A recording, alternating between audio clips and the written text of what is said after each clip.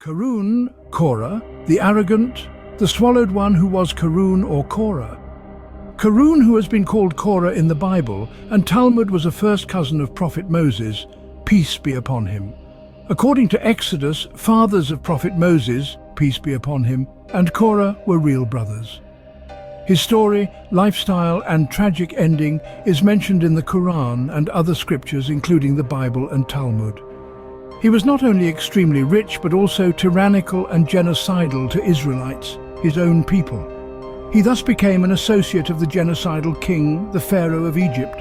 According to the Holy Quran, Korah had joined with the genocidal Pharaoh in spite of being an Israelite and become one of his favorites. So much so that one of the two ringleaders of opposition to Prophet Moses, peace be upon him, after Pharaoh, was this same Korah. Allah, the one and only God, says in the Quran, "We sent Moses to Pharaoh and Haman and Korah with our signs and a manifest authority, but they said he is a sorcerer, a liar." The Quran, chapter 40, verses 23 and 24. From this it follows that Korah had rebelled against his own people and became a supporter of the hostile forces which were bent upon wiping out the Israelites. On account of this rebellion against his own people, he had attained a high place with Pharaoh. The two persons besides Pharaoh to whom Prophet Moses, peace be upon him, had been sent were Pharaoh's minister Haman and this Israelite capitalist, Korah. All other chiefs and couriers were of inferior status who are not worth mentioning. The same position of Korah has been alluded to in the Holy Quran, chapter 29, verse 39. Korah was a magnate, a tycoon of his time. According to the Jewish traditions, Korah possessed immense wealth, so much so that 300 mules were required just to carry the keys of his treasures. According to the Quran, a band of strong men were needed to carry just the keys of his treasures. It was a great favor from God, but he became arrogant and a rebel. The conversation between the two types of people, the ones who wished to be like Korah and the others, is given in the Quran as follows. Those who desired just the worldly life said, "Oh, would that we had like what was given to Korah.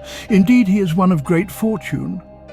But those who had been given true understanding and knowledge by God said, "Woe to you, the reward of Allah is better for he who believes and does righteousness, and none are granted it except the patient." Have you ever wondered what the true cost of worldly wealth might be? Allow me to share with you a story that might just shed some light on this. A tale that originates from the Quran, the story of a man named Korah. Korah was a man of immense wealth and riches.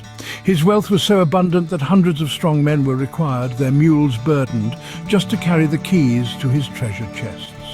He was a sight to behold, and many in his town gazed upon him with envy, wishing they could possess the wealth he flaunted so openly.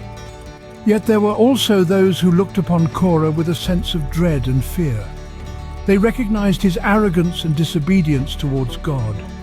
These individuals, wise in their understanding of the world, warned others about the dangers of desiring such worldly wealth.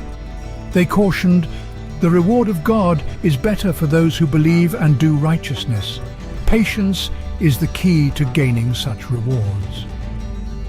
Despite these warnings, Korah continued to revel in his wealth, oblivious to the fate that awaited him.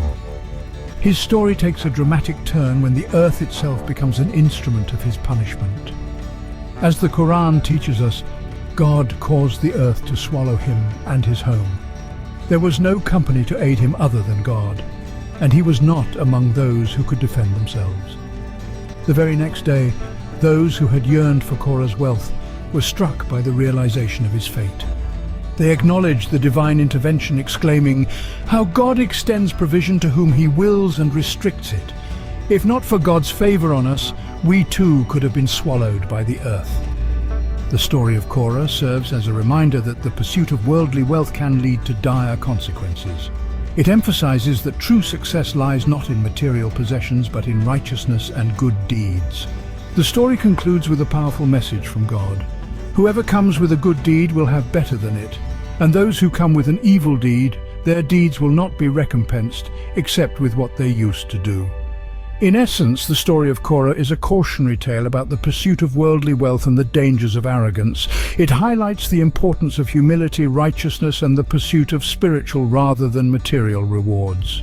Remember, wealth is fleeting, but the rewards of good deeds and righteousness are eternal. The ultimate fate of Korah serves as a stark reminder of this truth.